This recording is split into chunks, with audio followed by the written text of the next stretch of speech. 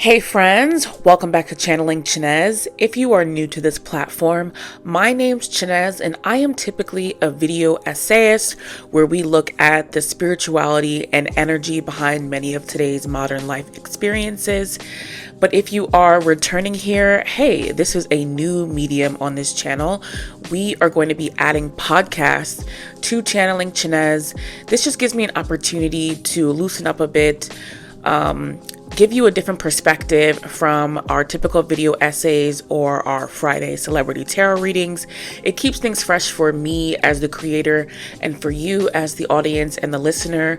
So for this week's first podcast episode on Channeling Chinez, we are going to be looking at the 7 feminine archetypes, and we are going to be using one of my favorite television shows or television series of all time. This comes only second to Avatar: The Last Airbender franchise for me, but as you can already see, we are using Degrassi. And Degrassi, however it is that you say it, it is actually a really good series if you want to study different characters and different archetypes of people. Because one thing Degrassi does is create the same character over and over again, but they never do it the exact same way. And when we start looking at feminine archetypes, they just give us so many raw, perfect examples of each of the 7 archetypes and how those archetypes look when they're vibrating high or when they're vibrating a little bit lower. So some people say that there are 7 archetypes, where there are 2 different kinds of archetypes within one category. But I would argue that it's just a different vibration of each of the 7 archetypes. And all of these archetypes actually mirror the 7 chakras. If you're going to learn about anything from me on Channeling Chinez, you're going to learn to understand your chakra system, your energy system, and how that works.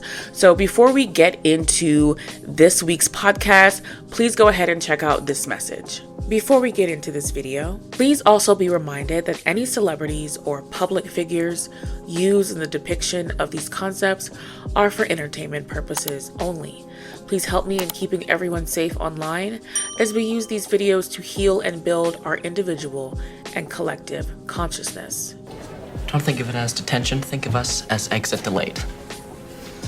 Thanks, I'm here all week. Up first on our Degrassi feminine archetype roster are the sages. Now, the sage archetype is the rational, wise girlies. They're the ones who kind of have their root chakra kind of put together. That means like what they want to do with their life. They're very structured and it's giving very liberty. A lot of shay and a little bit of grace, but liberty definitely embodies the sage. Sages are very rational. They are very growth oriented. They can be very ambitious. And they're brave. They will take certain actions, but they need to be able to give themselves personal grace. Part of the low vibration, and we see this a lot with Shay and Grace, where they can't get out of their head and into their emotions. That is one thing that sages really struggle with, and you see this with Liberty with her crush with JT, but she eventually overcomes those things, and then she has even deeper problems that she needs to sort of get out of her head about and into her emotional body. You also see her struggle with this after she gives up their child for adoption and really processing her emotions. So if you are the sage feminine archetype like Liberty, Shay, or Grace, you're gonna see most of your growth through your brave action and your ability to give yourself some personal grace. What if I have another incident? Who cares? People are already calling you Bloody Mary and Flo Rida, and they're nothing else. But what you did, the way that you stood up to Radish, took guts. Brilliant. You know what I wish I'd done?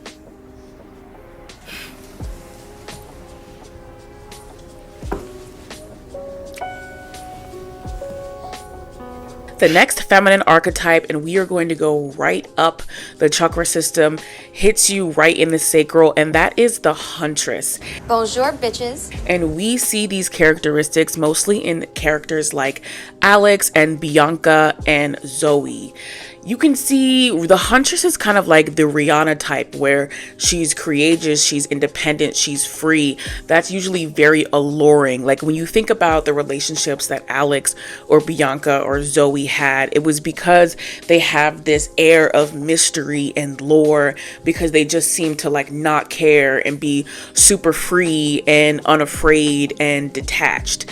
And you see a lot of that detachment with Alex, but a lot of that eventually catches up to the huntress. You can't be too detached for too long before you start dipping into low vibration, before you start being afraid of vulnerability, you start being afraid of people seeing your real raw emotions. And we saw that a lot with Bianca. Bianca never wanted people to see her crying and upset because she was used to growing up in this like hardened environment. Zoe, she never wanted to show her emotions to other people because in the cutthroat world of entertainment and acting, you can't really have that. And Alex sort of had the same thing, where she had a rough exterior and she sort of clung to that as her major and main identity. But what happens is you start to fear your own vulnerability and can even emotionally disassociate from the things that are happening to you. We saw that with Alex when she tried to do some professional dancing to raise some money. We saw that with Bianca when she sort of detached herself from what was really going on between her and Vince, when she was ultimately being harmed against her will by a grown adult as a minor, but nobody ever talks about that. And we definitely saw Zoe start to detach when she was going through her whole case and trial. But these are the main characters that definitely represent the huntress, and they sit on the sacral chakra. Characters who have this huntress identity deal with a lot of relationship issues. We see that with Alex, with her relationships with her parents and her relationships with Jay and Paige. And then we see that with Bianca, with her relationship with Drew, her aunt, and the street life, as well as Zoe with her relationship with her mom and all of the different romantic connections that she had. They oftentimes are challenged with interpersonal relationships and the ways in which the expectations of those external individuals impress upon them and dictate how they want to direct their energy or their creativity. So that's the biggest reason why the huntress feminine archetype will find most of their growth through reconciling with their own desires as opposed to those projected onto them by others. Oh my god, he's outside! He wants to kill us! Or kidnap a virgin! Claire, Katie, sacrifice yourselves! Help! A wash of teachers trying to kill me! You're in love with Holly J, aren't you? Yeah, right. I'm in love with Holly J. The next feminine archetype that we are going to look at is the biggest bunch of them all. This is the category where you are going to see most characters in TV shows, because the solar plexus is the easiest way to create a character. And these are the maidens, or the modern day pick-me's, or wounded feminines. And characters that are built up around the solar plexus are just ego-based characters. When something good happens, they feel good. When something bad happens, they feel bad. It's very, very cut and dry. So there are so many Degrassi ladies that fit into this category. I mean, Darcy, Anya, Jenna, Ashley, Frankie, Fiona, Shantae. And I know what you're saying. How can you even judge Shantae and people like Hazel with the limited airtime that they got? But honestly, because their characters are so basic, they just became those ego-based characters where they're either there for something good and they're happy, or there for something bad and they're sad. So characters also like Katie and Lola, these characters really give off that pick-me energy when they're in a low vibration. Lots of projection, lots of, sometimes feigning innocence. There is this sort of naive nature to these characters where, yes, we're talking about high school students, so I do have that awareness. But many of these maiden kind of characters sort of lean on the fact that they're naive to things, or they just don't understand. And really, it's just sort of like a passive aggressive way for them to disguise the fact that they have a lack of personal identity. And you see this identity struggle with characters like Anya and Ashley, where especially with Ashley, with wanting to be, you know, the center of attention, but at the same time also wanting to take on the character of being mysterious. It's almost like Ashley couldn't figure out exactly who she was. And then when you bring in her relationship with Craig, it just gets more messy and more murky.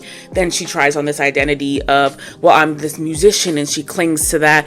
And there's always just sort of like a disconnect. Like you don't fully buy Ashley's identity in the same way with Anya. The only difference with Anya is Anya was way more forthcoming about her lack of identity. You could see that she had no idea who she was outside of the fact that she liked Sav for a very long time. And then she floundered, and then she gets into this relationship, which she was coerced into, by the way, with Owen, one of the most irritating characters of Degrassi of all time. And you see her struggle additionally with her identity. You even saw this in her friendship initially with Holly J, and we'll get into why that is once we get to Holly J on this spectrum. But it's these sort of maiden, solar plexus, pick me characters that really struggle with who they really are, but they have a lot of great positive attributes as well. And we see a lot of this in characters like Katie and Fiona, where they have a natural curiosity. They are open to their own potential growth. They can be playful, and they really do want to make the most of themselves. And you know what? Katie was really a tricky one for me. I almost put her in the huntress category because she's definitely strong, courageous, and independent, but it's Katie's trepidation about her own identity that ultimately landed her in this larger category. You see these things also, especially when you look at characters like Frankie, who is in a friendship with someone like Shay, who's very wise, and then someone like Lola, who's very low vibrational and in a very pick-me energy. So you see Frankie sort of waver and not know who she is or how to move because she's sort of waiting for a relationship to tell her, or her friend group to sort of see her. And what ultimately needed to happen for Frankie is she needed to see herself. And she ended up getting that huge mirror in her relationship with Jonah and kind of floundering after that. So this is the largest category of Degrassi characters in general, and particularly these feminine archetypes, because they're the easiest to sort of manipulate. So characters in this category will find their growth through learning how to assert their own true identity. Why is this happening to me? When you were on drugs, I realized that I wanted to be with Bianca. Guys are looking at you. Yeah, but they're just looking. That's all they're doing. That's not all they're doing, Darcy. Now, as we move into the feminine heart chakras, we start with the mother archetype sitting right on the heart. And this is where you get the main girls that start to come in. You get Emma, you get Claire, you get Maya. These are the three, I would say, main girls in the Degrassi lineup, where we're getting this warm, supportive, loving, passionate person, but we're also getting a person that completely lacks boundaries, that can be very codependent, becomes very enmeshed, becomes very attached to other people's decisions, other people's growth, other people's autonomy. And we see that play out with Emma, Claire, and Maya. Even with little Maya, like, she completely lost or couldn't find her boundaries when she first got to high school with this friendship that she was sort of thrust into with Tori, and got walked all over. And we see that happen with Claire getting walked all over initially, because what happens is when you are the mother archetype and you're in a low vibration, you can become the martyr. You're the person who just does all of the right things all of the time, even to a fault, even when it's hard on you. And we definitely see Claire lean into that martyry victim complex throughout her character development, but she ends up evolving and becoming, or at least realizing, especially through her relationship with Eli and what happened with her pregnancy, that she attaches herself to someone, which is codependency, in order for her to figure out what she should do or how she should potentially move in her life. Emma is one of the biggest characters that struggles with codependency. I don't think we see Emma single for the majority of her character development. She's always attached to a relationship. She's always overly attached to the decisions that Manny makes as her best friend, or even the decisions that her mother makes, or even that Snake makes. Like, she really has a hard time detaching and letting go. So this mother character that sits on the heart chakra finds most of their growth through learning detachment from the things and the people that they love and care about. But this is what makes these characters the main girls, because they sort of give you that warm, supportive, passionate, loving energy that one would expect from a feminine character, but they come with that conflict of potential neediness, or even just potential like deep codependency and poor boundaries. And we see that sort of take a toll, especially on Maya, how much she deeply internalized all of her experiences and then was eventually unable to cope with those things. So these characters are soft, warm, and sensual, but they have to strike that balance between themselves and the things that they love and how attached they become. Did 3 months mean nothing? Did you flip a switch and erase me from your memory? Paige? New year, new look, new page. The next feminine archetype is the second sort of main girl archetype that you see in shows, and particularly in Degrassi, and that is the queen archetype. This is sitting right on the throat chakra. So you're getting people like Paige, Holly J, and Marisol are the three biggest characters that come into my mind, because these characters are the ones who know that their voice and their words have power. Queens are often a great main girl because they're giving you diva energy, they're giving you empress energy, but that can come with low vibrations like everything else. We see jealousy, controlling behaviors, especially in Paige and Holly J. They can be very controlling over their friends. And what's an interesting parallel is that they each have a maiden as a friend. They're this queen energy, and they each have maidens sort of as like their sidekick friend. But you can see how a maiden who may not understand their identity as clearly would cling to a queen energy that sort of is embodying that strong, powerful, confident identity. But at the same time, these particular individuals need to know the power in their words, and then they need to understand how to use those words and how to use that power with boundaries. That sort of bites all of these characters in the where. I don't know what I can and cannot say on YouTube at some point along their character trajectory. I mean, Holly J is the most humbled character from her beginning toward her end, and it only makes her a better person because she needed to sort of be taken down a peg for her to realize how what she says and the way she treats people affects them. And the same thing with Paige. Paige being in this leadership role constantly in her relationships was definitely challenged once she got to college and she realized that there are a bunch of other type A people just like her.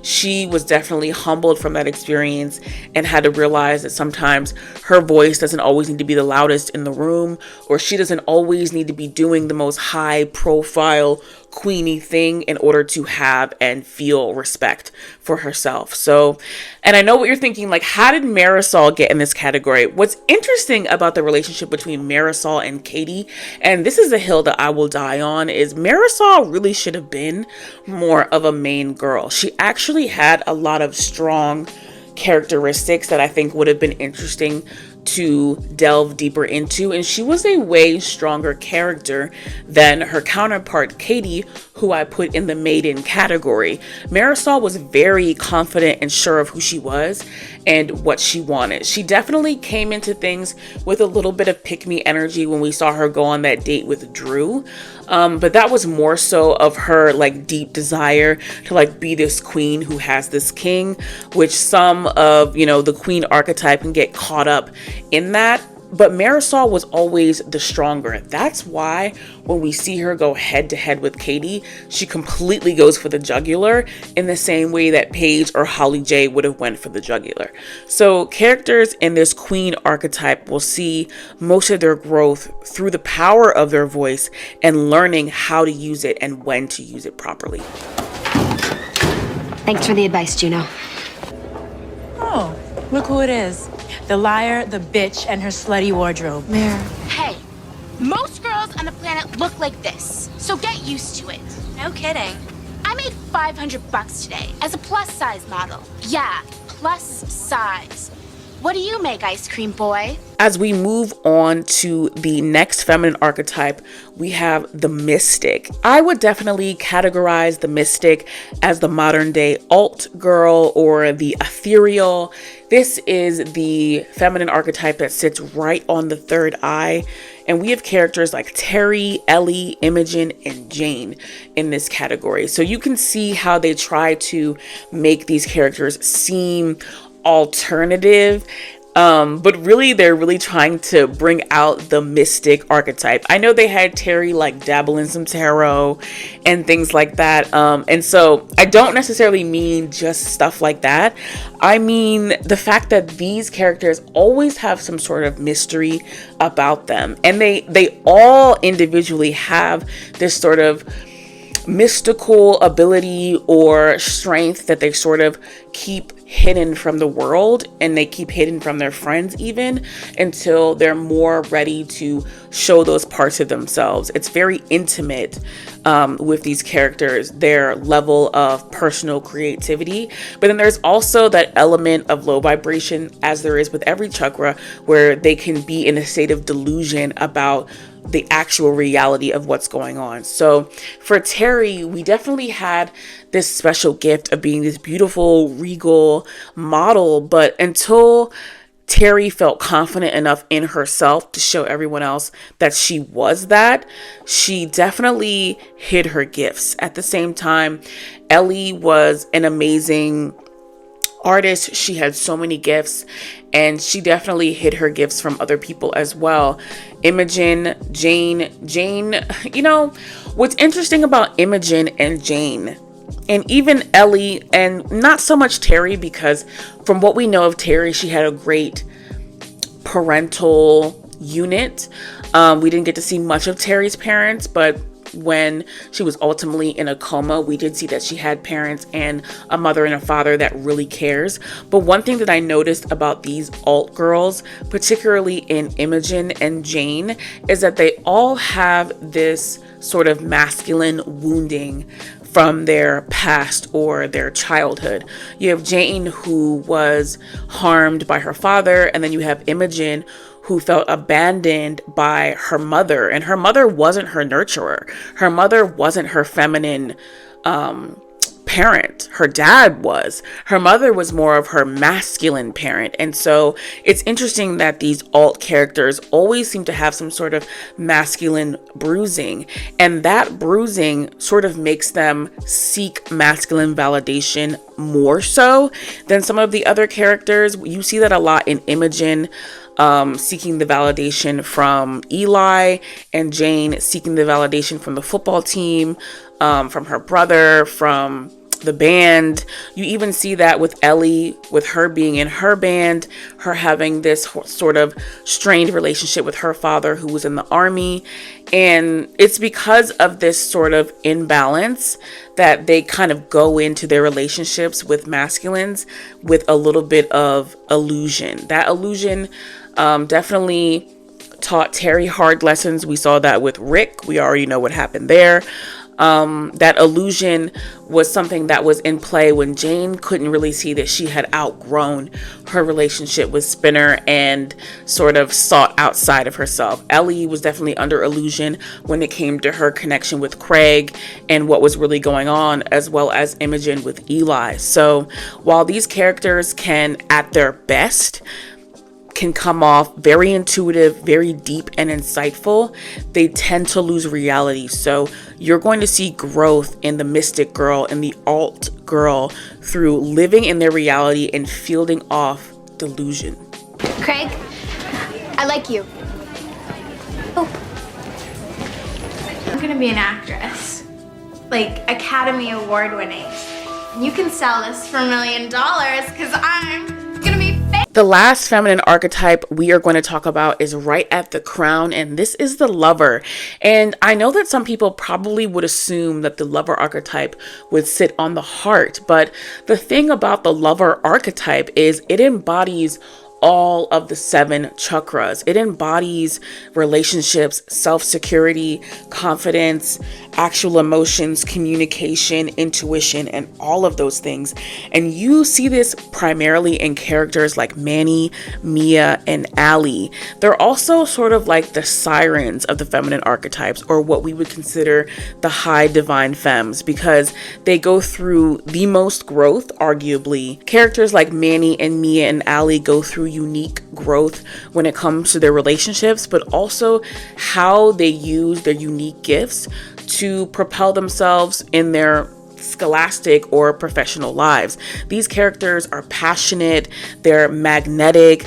People are always drawn to the lover character, but the difficulty in the low vibration is that they sometimes need or seek validation more than they really ultimately need to. We see Manny seek validation, you know, from junior high all the way up through high school, where she needed to change her persona. She wanted to be hot. She wanted to come off differently. And a lot of lover archetypes go through those character changes where they try on all of the other feminine archetypes to see what truly fits until they realize that they are true lovers. We see Allie fight for validation. As soon as she gets to high school, she wants popular kids and cool kids to know her, to recognize her. She doesn't want to be Sav's little sister, and she definitely throws herself into a lot of chaos in order to facilitate that growth. And then we also see Mia seek a lot of validation. She comes into this as a teen mom, and she does have a lot of gifts and a lot of things special about her, but she feels like nobody notices those things because she is a teen mom. So she feels like she has to overcompensate and overcome. But at the same time, she just has this magnetic energy, that energy that allures people in. And that is what gives her that lover archetype. Oftentimes with the lover archetype, they are challenged the deepest in their romantic relationships. And we see this happen with all 3, Manny, Allie, and Mia, where their relationships always bring them to a crossroads where they have to either choose themselves or choose the relationship that they're in. And ultimately, each of these characters, the goal of the lover is to ultimately choose the highest form of love, and typically that is self-love. And then you can sometimes see that in the right relationships, and we got to see that towards the end with Allie and Dallas, and we also got to see that with Manny and Jay, of all people. Characters who fall within the lover archetype will see primarily most of their growth through their intimate relationships and their understanding and cultivation of unconditional love. I love Degrassi, and I thoroughly enjoyed doing this podcast. If you enjoyed this video, please consider giving it a thumbs up. Please consider also subscribing to this channel. You can connect with me at Official Chinez on TikTok and Instagram. Those accounts are linked for you below, as well as my website, where you can browse my products and services, my journal, my feminine journal, as well as book a tarot reading with me. Thank you so much for watching, and I will see you in the next video.